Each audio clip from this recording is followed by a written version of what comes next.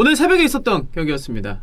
맨유와 번리의 경기. 맨유가 3대1로 승리를 거뒀습니다. 어제 이제 맨유 영상 찍을 때도 그랬지만 번리전 결과가 중요하다. 뉴캐슬전은 복귀하고 첫 경기이기 때문에 16일 만의 경기였죠. 네, 변수가 좀 많았다 치면 그렇다면 번리전에는 좀 더 나은 모습이 나와야 되고 또 그 뭐 분위기 안 좋다 막 이런 얘기는 원래 성적 안 좋으면 다 나와요. 그럼요. 맨유가 솔샤르 때 너무 성적이 안 좋았고 지금 랑리 감독이 오면서도 막 부임 초기 때문에 다양한 얘기들이 나오고 있지만 이번에 좋은 결과를 내면서 다행히 안 좋은 얘기는 좀 부식시킬 수 있게 된 것 같습니다. 네. 자, 그래서 라인업을 보면 맨체스터 유나이티드가 뉴캐슬전에 비해서 피드백을 잘 했다는 부분들이 좀 보이는데 원흉이었던 래시포드와 텔레스가 다 빠졌어요. 뉴캐슬전에 굉장히 못했던. 네, 그렇죠. 그래서 그린우드, 카바니, 호날두, 산초 이렇게 이제 공격진 4명은 구성이 됐고요. 네. 왼쪽 풀백에도 텔레스 대신에 루크 쇼가 드디어 돌아왔어요. 쇼가 나왔군요.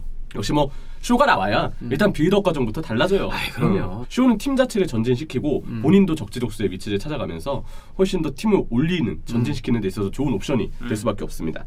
바란 대신에 또 바이가 나왔어요. 네. 랑닉 감독의 인터뷰는 아니었고 그 이후에 이제 경기 맨유 쪽 기사들을 보면 핏에 문제가 있다는 판단이 있었다.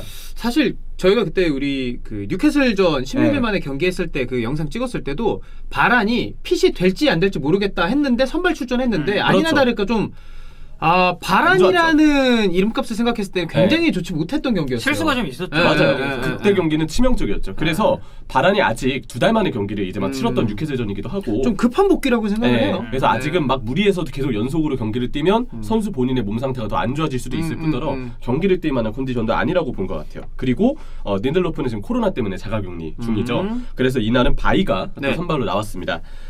그래서 저는 이 공격진 산초, 카바니, 호날두, 그린우드로 구성된 공격진이 어땠는지를 봐야 된다고 생각하는데 산초가 굉장히 잘했어요. 그래요. 제이든 산초가 이제는 마이클 캐릭 임시감독 때부터 슬슬 기회를 잡더니 이제는 맨유의 2선에서 확실히 주전으로 떠오를 만한 자격이 있다고 생각합니다. 산초가 있어야 좀 영리하게 볼을 차요. 사실 저 선수의 기대 이거는 솔샤르가 정말 못 썼다고 생각을 할 수밖에 없을 정도로 도르트문트에서 워낙 다재다능함을 보여줬기 때문에 산초가 이 선에서 그냥 뭐 주전급이 아니라 저는 거의 에이스급의 활약을 좀 보여줘야 된다고 생각을 하거든요. 그렇죠. 근데 이 산초가 27분쯤 한 왼쪽에서 낮게 이제 슈팅을 때렸는데 이게 뱀미 맞고 굴절이 돼서 자책골이 됐어요. 그쵸. 근데 뭐 산초 골이 될 수도 있었던 장면이었으니까 산초 입장에서는 거의 득점과 다름없는 장면을 좀 만들었다고 보이고 35분에 이제 산초에게 패스를 주고 맥토미니가 이걸 슈팅으로 마무리 지으면서 이후 튀어나온 볼을 호날두가 마무리 짓는 그래서 팀의 세 번째 골을 넣는 과정이 있었는데 골 장면에도 산초가 직접적으로 관여된 장면들이 두 차례나 나왔고 그렇네요. 또 제이든 산초가 동료들하고 호흡이 굉장히 좋았어요. 볼 잡아두고 연계하는 거 또 본인이 약간 역동적으로 위치를 잡아가면서 역시 유나이 역할을 해주는 거 연결고리 역할을 해주는 게 역시 산초의 실력이 나왔다라고 볼만한 대목이지 않았나 싶고 킹 오브 더 매치는 호날두가 선정이 됐어요. 스탯상 1골 1도움 그리고 킹 오브 더 매치가 이 팬투표이기 때문에 아마 호날두가 골을 넣으면 그 경기는 사실상 호날두의 KOTM 킹 오브 더 매치에 선정된다고 보면 됩니다. 워낙에 이제 인기가 많고 또 이 잉글랜드 프리미어리그뿐만 아니라 뭐 전 세계적으로 슈퍼스타인 선수니까. 그렇죠. 그래서 호날두가 1골 1도움 그리고 저는 이게 또 대단했던 것 같아요. 뉴캐슬전에 이어서 3일 만에 두 경기 연속 선발인데 이번에 90분에 교체아웃이 되긴 했지만 90분 교체아웃은 사실상 풀타임이죠. 그래서 호날두 선수가 두 경기 연속으로 3일 만의 간격인데도 풀타임을 사실상 뛰었다는 거. 그 부분이 굉장히 좀 대단했다고 보이는데 근데 저는 냉정히 이 경기 봤을 때 호날두가 킹 오브 더 매치까지는 아니라고 생각해요. 왜냐면 호날두보다 훨씬 더 좋은 활약을 했던 선수가 보였기 때문에 그래서 호날두보다는 또 다른 선수가 킹 오브 더 매치의 자격이 있다고 생각했는데 뭐 산초도 잘했고 아까 얘기 드렸던 루크쇼도 굉장히 잘했지만 또 한 명의 선수 3선으로 가나요? 그렇죠. 또 한 명의 선수가 잘했습니다. 바로 맥토민입니다. 좀 의아하죠 맥토민이 킹갓. 아니 저희는 알고 있잖아요 누군지. 근데 이거를 약간 좁혀가는 수수께끼 푸는 게 뭔가 형철이랑 재밌는 꽁트 같아가지고. 그러니까요. 재밌었죠. 아니요. 아니죠. 아닙니다. 재미없었어요. 아니요 재밌었어요.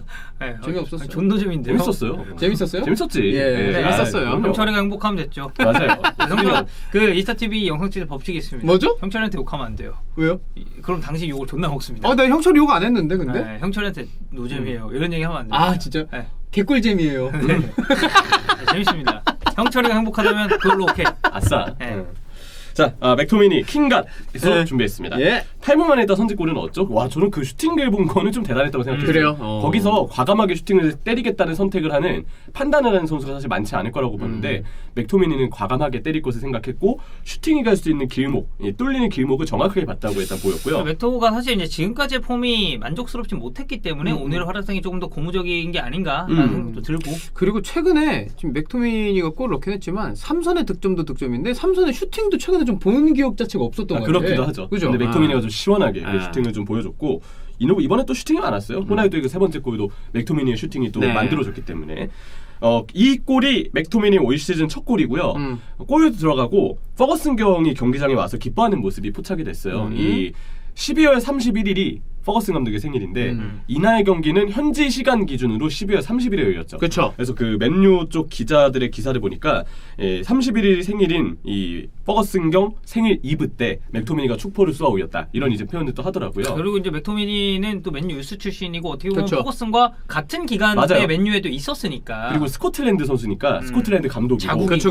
그렇죠. 네. 그래서 항상 그 퍼거슨 감독이 인터뷰에서 맥토미니 칭찬 많이 하죠. 애정도 엄청 드러내죠. 맞아요. 보면은. 그래서 그런 부분들 때문에 더 이 골이 좀 뜻깊게 다가오지 않았나 싶고 슈팅감이 좋았고 경기력도 좋았습니다. 맥토미니의 장점은 이 다부진 몸에 있죠. 그럼요. 피지컬을 통한 어떤 볼 간수 그리고 활동량 이 두 가지가 이날 번니의 압박에 있어서는 꽤 좋은 보탬이 되었다. 번니의 압박을 뚫고 볼을 간수하고 또 상황에 따라서는 역으로 번니를 압박하면서 맥토미니가 중원에서 보여준 영향력이 꽤 컸다고 생각합니다. 네. 특히 파트너로 마티치가 나왔는데 마티치의 기동성이 조금 아쉬운 부분에 있다고 그럼요. 생각하면 예. 맥토미니가 진짜 정말 많이 뛰면서 그라운드를 종횡무진으로 누벼준 것 이게 분명 중원에 많은 보탬이 되었다라고 좀 볼만한 부분이었어요. 좀 그런 느낌이죠. 마티치가 나왔을 때 기동력 문제는 변수가 아니라 상수로 가야 되기 때문에 맞아요. 그 파트너가 그걸 얼마만큼 잘 커버해주느냐가 중요한데 그걸 맥토미니가 네. 잘 해줬죠. 예. 요즘 보면 맥토미니 마티치 이러면 맥토미니가 잘하고 프레드 마티치 이러면 프레드가 잘해요. 근데 프레드 맥토미니 같이 넣으면 이상하게 안 맞아요. 맞아. 약간 마티치가 그런 거 있어야 있어요. 되네. 그러면.